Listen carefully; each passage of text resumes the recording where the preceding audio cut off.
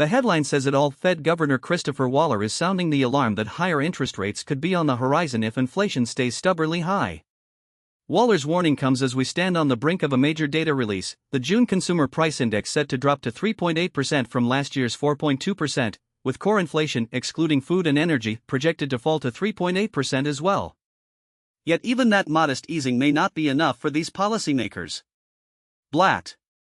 Waller told the New York Association for Business Economics that if that week's CPI shows another hot core reading, the Federal Open Market Committee will need to think about tightening policy soon. The Fed's next meeting, July last weekend, will decide whether to change the federal funds rate.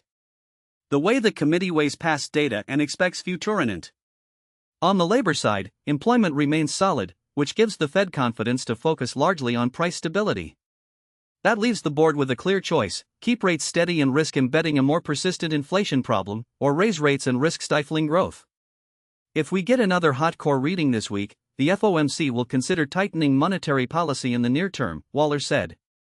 He added that if inflation stays higher than expected, he would feel compelled to raise rates.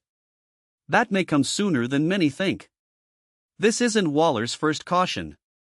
He's been tracking inflation for half a year, seeing it climb in monthly data. He emphasized the need for several months of lower readings to feel inflation was ultimately moving in the right direction.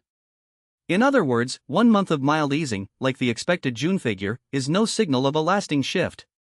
He warned against staring at inflation until it melts, a message that, for now, wavers between hope and realism. After his remarks, a moderator asked whether a single stronger reading would carry sufficient weight. Waller replied that for 5 or 6 months now, inflation has only climbed. The line is therefore still tentative, and a single hotter number will be treated as a signal, not noise. Later in the day he will review the data after the BLS releases the CPI and the Producer Price Index. That will inform the next FOMC session's decisions, whether to keep the target range at 5.25 to 5.5%, or begin to raise it.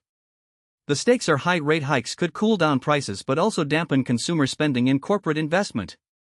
For now, the Fed's narrative remains: keep a close eye on core inflation, wait and watch, and decide whether higher rates are the price of a more stable economy. Thank you for listening. Stay tuned as the Fed's next steps unfold. The economy's path will hinge on tomorrow's numbers.